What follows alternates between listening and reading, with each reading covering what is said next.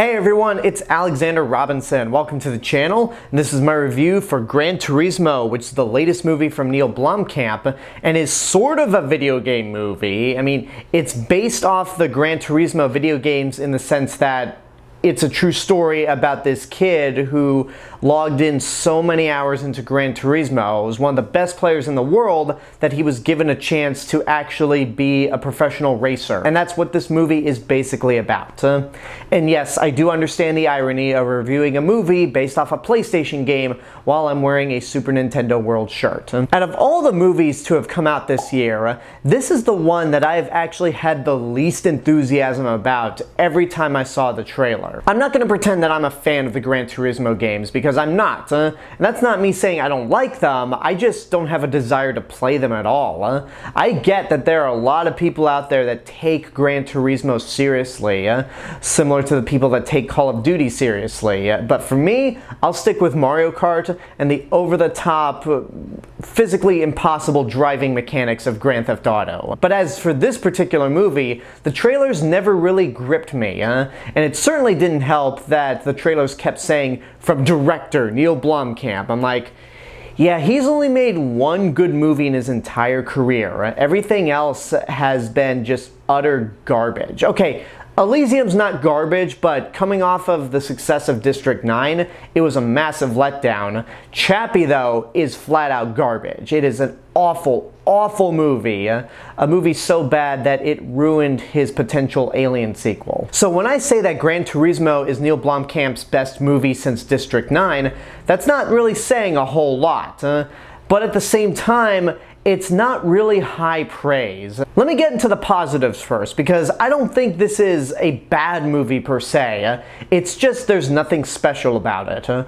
But what I really do like about this film is the direction. Neill Blomkamp, even in his worst movies, has proven to be a pretty good director. And this time around, he's not writing it, he's just directing the film. So he really gets to show off how creative a director he can be at points. The racing sequences are very well shot. There are a handful of nail-biting sequences throughout. I found myself semi-invested in the actual races themselves just because they were so intense. And also there are a lot of drone shots in this movie. Not as much as in Ambulance from last year, but I guess Michael Bay decided to give Neill Blomkamp a drone for Christmas, because there are points where he really does use that drone to really good effect to get some of these shots. David Harbour is really good in the movie as well. He's basically more of a younger Mickey type character from Rocky, where he's the grizzled, cynical trainer who doesn't really believe that this kid that he's training has what it takes to become a real racer.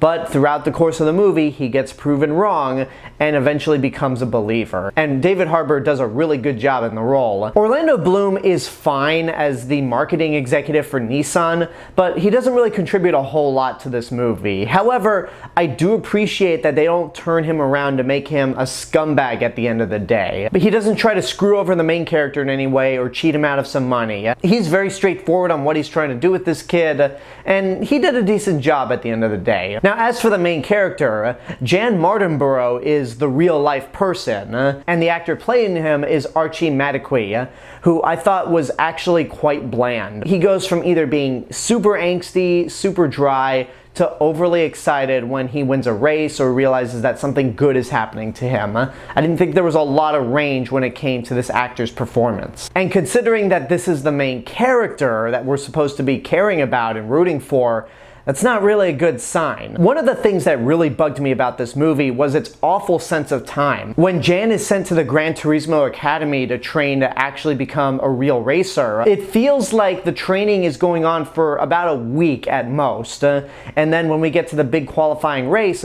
we're told that it's been several weeks. I'm like, what? I didn't believe that at all. The movie did not even convince me or make me believe that it's been longer than a week. But I suppose that's real life. You don't go from playing a racing simulator to driving an actual race car within a week. So I guess it makes sense, but the movie didn't do a good job at convincing me that it was longer than a week. And the movie can be pretty predictable, which is fine because it's a sports biopic, it's an underdog story about a character that wants to prove everyone around him wrong. And there's admittedly a few good moments with Jan and his father, played by Djimon Hounsou, who is really good in the film as well.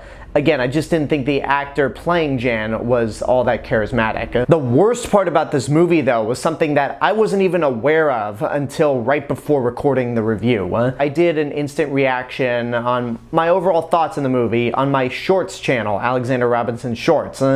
What I didn't know when I made that short review, though, is that there was a controversy surrounding this movie about a certain scene. I guess you could call spoilers, but this was actually a real event that happened. So Jan in real life, which sounds like a sitcom. Anyway, he gets into a serious car crash that kills a spectator in the process. And the movie includes this sequence, and it tries to build up this horrific crash as a motivational moment for Jan to get back behind the wheel and win this race. And there's many things wrong with this entire sequence. First of all, the build-up towards the crash is unintentionally funny.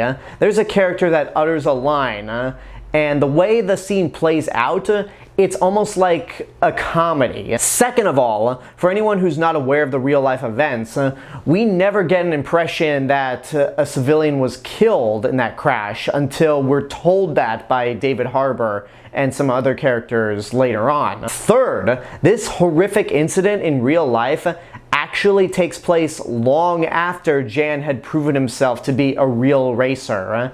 And the fact that this movie decides to take a horrific event like that, put it in the movie when it never happened in this particular time period, and uses it as a motivational booster is quite frankly insulting. It's worse than what Bohemian Rhapsody did, where it tried to use Freddie Mercury's diagnosis of AIDS, the reason the band comes together and perform at the Live Aid concert, when the discovery of him having AIDS didn't happen until after the concert. But this is worse because somebody actually died in this event, and it really drags this movie down. So, I mean, overall, Gran Turismo would have been perfectly fine had it not been for this brain dead idea, and this is something that I don't even blame Neill Blomkamp for, because again, he's not a writer on this movie, but the actual people who got screenplay credit, I don't know what they were thinking when they decided to make this part of the movie. It's not enough for me to say that this movie is a disaster, but I can't really recommend it. I'd say watch at your own risk. It's got some entertaining race sequences, David Harbour's good, and Neill Blomkamp's direction is pretty solid, but your lead is not super charismatic. Involving that little moment in the actual narrative of the film when it doesn't take place in this time period is rather insulting, and the movie just has a really poor sense of time. What I'm about to say may be a nitpick, but to give you an idea of how poor the movie's sense of time is, this is a story that takes place in the early to mid 2010s, and yet there's a character that's holding a PlayStation 5 controller. And as we all know, the PlayStation 5 was not released until 2020, and even then it took a couple years for people to actually get one of their own. Again, that little tiny moment's a nitpick, but I just had to bring it up. And there you go, that's my review for Gran Turismo. I hope you enjoyed it, and now I want to know what you guys think about the movie. If you've seen it, what'd you think? Whatever the case may be, let me know in the comments below. Don't forget to like the video, subscribe to the channel, and hit the bell button to get notifications. You can also follow me on Facebook, Instagram, Letterboxd, Threads. I'll see you guys in the next video, but until then, have a good day, and take care of yourselves.